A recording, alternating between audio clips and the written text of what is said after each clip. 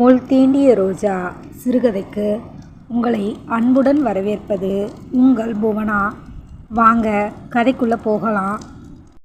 மைதிலி, ஒரு 2 minutes wait பண்ணு, நான் குளிச்சுட்டு ரெடியாகி வந்துடுறேன்.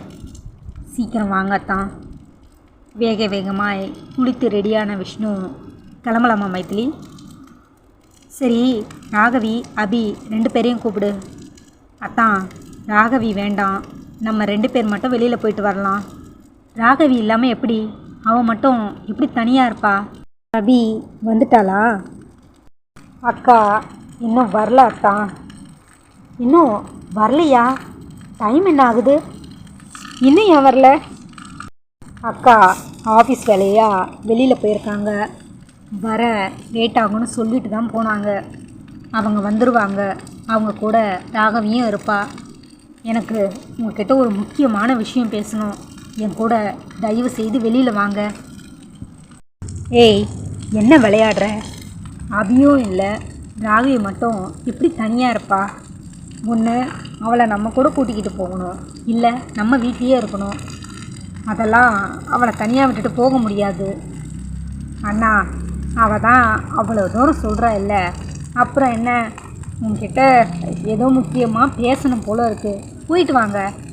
நான் தனியாக இருந்துப்பேன், எனக்கு டயர்டாக இருக்கேண்ணா, நான் தூங்க போகிறேன், நான் வெளியில் வரல. நீங்கள் மைதிலி கூட போயிட்டு வாங்க. அபி அண்ணியும் இன்னும் கொஞ்சம் நேரத்தில் வந்துடுவாங்க. நீங்கள் நேரமாக போயிட்டு வீட்டுக்கு வாங்க. ராகவி, நீ தனியாக இருப்பியா? ஐயோ அண்ணா, நம்ம வீட்டில் தனியாக இருக்கிறதுல என்ன பிரச்சனை? நான் அதெல்லாம் தைரியமாக இருந்துப்பேன், நீ போயிட்டு வா. சரி, நான் வரேன் ராகவி. மைதிலியும் விஷ்ணுவும் ஒரு சேர சொல்லிட்டு போக, மைதிலி அபிக்கு ஃபோன் பண்ணி எப்போ வருவான்னு கேளு. சரிங்கத்தான். மைதிலி அபிக்கு கால் பண்ண, சொல்லு மைதிலி. அக்கா எங்கே இருக்கீங்க? எப்போ வீட்டுக்கு வருவீங்க? நான் இதை வந்துட்டே இருக்கேன், இன்னும் ஒரு 15 நிமிஷத்தில் வீட்டுக்கு வந்துடுவேன். சரிங்கக்கா. வீட்டில் ராகவி மட்டும் தனியாக இருக்கா, நானும் அத்தானும் கொஞ்சம் வெளியில் போகிறோம். சரி மைதிலி, பார்த்து பத்திரமா போயிட்டு வாங்க. வரும் வழி எங்கும் மைதிலி அமைதியாக வர, சாரி மைதிலி, உனக்கு எதுவும் gift கூட வாங்கலை, கோச்சிக்காதடா. பரவாயில்ல அத்தான். என்ன ஏதோ தீவிரமாக யோசிச்சுட்டே வரேன்? நான் உங்கள்கிட்ட ஒரு விஷயம் கேட்கணும். என்ன விஷயம்? கேளு, தப்பாக நினைக்க மாட்டீங்களே. என்கிட்ட கேட்க உனக்கு என்ன தயக்கம்? தாராளமாக கேளு. காரை அப்படி ஓரமாக நிறுத்துங்க. என்ன நடு வழியிலையா? ஏதாவது ரெஸ்டாரண்ட் போகலாம். பரவாயில்ல தான், நான் உங்கள்கிட்ட இப்போவே கேட்குறேன், அப்படி ஓரமாக நிறுத்துங்க. சரி, நிறுத்திட்டேன், கேளு. அப்படி என்ன தலை போகிற விஷயம்? அன்னைக்கு நம்ம ராகவி விஷயத்தில் ஒரு போலீஸ்காரர் ஹெல்ப் பண்ணார். ஆமாம், அவர் உங்கள் ஃப்ரெண்டு தானே? ஆமாம். ஃப்ரெண்டுன்னா எப்படி? அவனும் நானும் காலேஜில் ஒன்றா படித்தோம், என்னோடய டியரஸ்ட் ஃப்ரெண்ட் அவன்.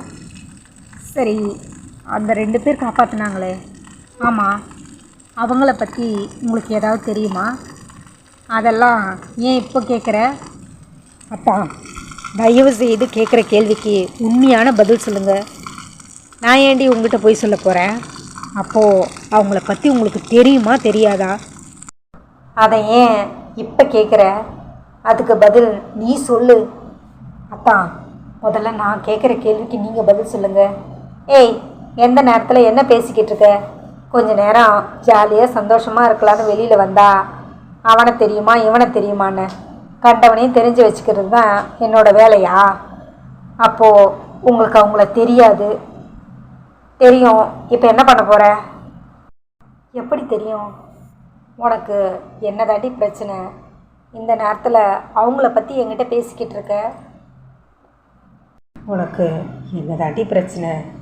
இந்த நேரத்தில் அவங்கள பற்றி என்கிட்ட பேசிக்கிட்டு இருக்க? லவ்வர்ஸ் டே அதுமா அத்தானை கவனிக்காமல் கண்டவங்கள பற்றி பேசிக்கிட்டு இருக்க? ஒரே ஒரு மொத்தம் கூட விஷ்ணு மைதிலியை நெருங்க அத்தான் என்னை விட்டு நகருங்க. ஏய், என்னடி ஆச்சு உனக்கு? மறுபடியும் ஏன் இப்படி பண்ணுற? நான் இப்படி நடக்காமல் இருக்கணும்னா அது உங்கள் கையில் தான் இருக்குது. முதல்ல அவங்கள பற்றி சொல்லுங்கள். நீ ஏன் அவங்கள பற்றி தெரிஞ்சுக்கணும்?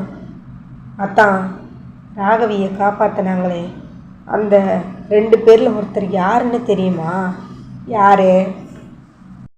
ஊர் முழுக்க ஒருத்தரை வலை வீசி தேடணுமே, ஞாபகம் இருக்கா? நீ யாரை சொல்கிற? அபி அக்காவோட வீட்டுக்காரர். ஆமாம், அந்த 2 பேரில் ஒருத்தர் யாருன்னு தெரியுமா? யார்?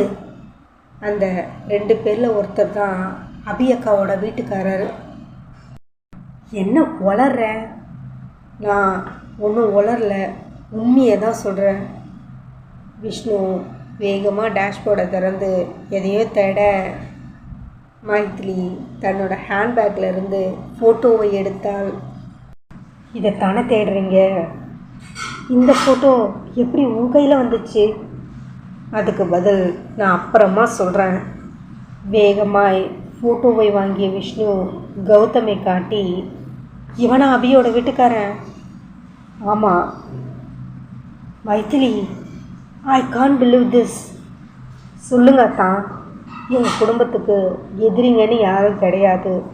அதுவும் அபி அக்கா மாதிரி ஒரு பொண்ணை ஏமாற்றி பொய் சொல்லி கல்யாணம் பண்ணி கூட்டிகிட்டு போய் ஒருத்தர் அவ்வளோ கொடுமைப்படுத்துகிறாருன்னா நிச்சயமாக அதுக்கு ஏதாவது காரணம் இருக்கும். தயவு செய்து உண்மையை சொல்லுங்கள். உங்களுக்கும் பிரபா மாமாவுக்கும் என்ன பிரச்சனை? விஷ்ணு தலையில் கை வைத்து கொண்டான். நான் விளையாட்டாக செஞ்ச ஒரு விஷயம் அபி வாழ்க்கையை இவ்வளவு தூரம் பாதிக்கும்னு நான் நினச்சி கூட பார்க்கல. அப்படின்னா உங்கள் 2 பேருக்குள்ள ஏதோ பெருசாக நடந்திருக்கு. அது என்னன்னு சொல்லுங்கள். தயவு செய்து சொல்லுங்க அத்தான். நீங்கள் சொல்கிறத வச்சு தான் நாங்கள் அபி அக்கா வாழ்க்கையை முடிவு பண்ண முடியும். வரும் வழி எங்கும் கௌதம் அபியை நிமிர்ந்து கூட பார்க்கல. ரோட்டிலேயே பார்வையை செலுத்தி கொண்டு வந்தான். அபியின் வீடு வரவும் வீட்டு வாசலில் காரை நிறுத்தியவன் இறங்கு. அபி அவனையே பயத்தோடு பார்க்க, இதுதான் கடைசி. இதுக்கப்புறம் உன் வாழ்க்கையில் நான் குறுக்கிடவே மாட்டேன். என்னால் உன் நிம்மதி சந்தோஷம் எதுவும் போகாது. எங்கே இருந்தால் உனக்கு நிம்மதி சந்தோஷம் கிடைக்கும்னு நினச்சியோ அங்கேயே உன்னை கொண்டு வந்து விட்டுட்டேன். நடந்த எதையும் என்னால் மாற்ற முடியாது. ஆனால் நடந்த எல்லாத்துக்கும் மறுபடியும் ஒரு தடவை சாரி கேட்டுக்கிறேன். உன் மனசுக்கு என்ன தோணுதோ இனிமேல் அது தைரியமாக செய். கௌதம் கண்களில் லேசான நீர் படலும். அப்புறம் எனக்காக நீ ஒரே ஒரு உதவி பண்ணு. தயவு செய்து இனிமேல் ஆஃபீஸ்க்கு வராத. இந்த வருமானத்தை வச்சு தான் என்னோட குடும்பத்தை நடத்தணும்னு எனக்கு எந்த அவசியமும் இல்லை. எங்கள் அப்பா கிட்ட இல்லாத பணமா அது? தயவு செய்து குறுக்க பேச வேண்டாம். இதுக்கப்புறம் நீ ஆஃபீஸ் வராத. கௌதம் திரும்பி அபியை பார்க்க, அபியும் கௌதமை நேருக்கு நேர் சந்தித்தாள். கௌதமின் கண்களில் லேசான நீர்ப்படலம். எப்பொழுது வேண்டுமானாலும் வழிந்து விடுவேன் என்று கரை கட்டி நின்றது. அபி ஒரு கணம் துடித்து போனாள். அவர் அழுகிறாரா? இதுவரை கௌதம் கலங்கி அவள் பார்த்ததே இல்லை. நான் போகிறேன், இனிமே வரமாட்டேன் சொல்லிவிட்டு கௌதமின் கார் வேகமாய் கிளம்பியது. தன்னுடைய உயிரே தன்னை விட்டு போவது போல், தன்னுடைய இதயத்திலிருந்து எதையோ உருவி எடுத்தது போல் அபிக்கு அப்படி ஒரு வழி. என்ன செய்வதென்று தெரியாமல் கார் போகும் வழியே அழுது கொண்டே வெறித்து பார்த்து கொண்டிருந்தாள். கார் சத்தம் கேட்டு வாட்ச்மேன் கேட்டை திறக்க வேகமாய் உள்ளே ஓடி வந்தவள் தன்னுடைய ரூமுக்கு போய் கட்டிலில் விழுந்து கதறி அழுதாள். நேராய் வீட்டுக்கு வந்த கௌதம் என்ன செய்வதென்று தெரியாமல் கட்டலில் போய் அப்படியே படுக்க கௌதமின் கண்களில் இருந்து இரு கோடுகளாய் இரு பக்கமும் கண்ணீர் வடிந்தது. யார் மேலேயோ இருக்கிற கோவத்தை நான் ஏன் அபி மேலே காமிச்சேன்? நான் ஏன் அவ்வளவு முட்டாள்தனமாக நடந்துக்கிட்டேன்?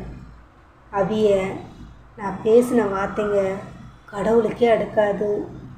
நான் பண்ண அத்தனை டார்ச்சருக்கும் அவள் பொறுத்து தான் போனான். அன்னைக்கு மட்டும் நான் அந்த வார்த்தையை சொல்லாமல் இருந்திருந்தா. சொல்லுங்கத்தான், என்ன நடந்துச்சு? சொல்கிறேன் மைத்திலி. மூவரது எண்ணமும் பின்னோக்கி போக பிரசவ வார்டில் ரகுபதி குறுக்கும் நெடுக்குமாய் நடந்து கொடுந்தார். ரகு, ஏன் இப்படி டென்ஷன் ஆகிற? டெலிவரி நார்மலாக ஆகிடும், பயப்படாமல் இரு. அக்கா, எனக்கு ரொம்ப பயமாக இருக்குது. திலகாவும் குழந்தையும் நல்லபடியாக வரணும். அதெல்லாம் எந்த குறையும் இல்லாமல் நல்லபடியாக வருவாங்க. நீ பயப்படாமல் இரு. உள்ளே திலகா பிரசவ வார்டில் கத்தி கொண்டிருந்தாள். வீல் என்ற சத்தத்தில் வெள்ளிக்கிழமை அதுவும் அழகான பெண் தேவதை பிறக்க. வாழ்த்துக்கள் ரகுபதி சார், உங்களுக்கு பெண் குழந்தை பிறந்திருக்கு.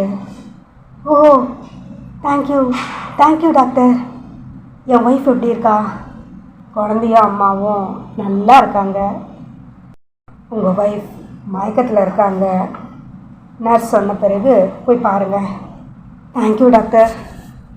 ரகுபதியும் விஜயாவும் உள்ளே ஓட திலகா மயக்கத்தில் இருக்க நர்ஸ் குழந்தையை குளிப்பாட்டி எடுத்து வர ரகுபதியின் பிஏ ராஜன் அங்கே வரவும், வாங்க ராஜன், பெண் குழந்தை பிறந்திருக்கு. ஆமாம், நீங்கள் என்ன இந்த நேரத்தில்? சார், ஒரு சந்தோஷமான விஷயம். என்ன விஷயம்? நம்மக்கிட்ட பிஸ்னஸ் பண்ணுறேன்னு 50 லட்சம் ஏமாற்றிட்டு போனானே ஒரு பெங்களூர் பார்ட்டி. ஆமாம், அவனை போலீஸ் பிடிச்சிட்டாங்க. என்ன சொல்கிறீங்க? நம்மளோட பணத்தையும் மீட்டுட்டாங்க. ஓ, எவ்வளோ பெரிய குட் நியூஸ். அதோட மட்டும் இல்லை சார், இன்னொரு குட் நியூஸ் இருக்குது. அது என்ன? நாம் ஒரு டெண்டருக்கு ரொம்ப நாளாக வெயிட் பண்ணிக்கிட்டு இருந்தோம் இல்லையா? ஆமாம், அதுவும் நமக்கு கிடச்சிருச்சு. என்ன ராஜன், ஒரே இன்ப அதிர்ச்சியாக கொடுக்குறீங்க? அந்த நேரம் ரகுபதியின் அக்கா வீட்டுக்காரர் வர, வாங்க மாமா, பெண் குழந்தை பிறந்திருக்கு.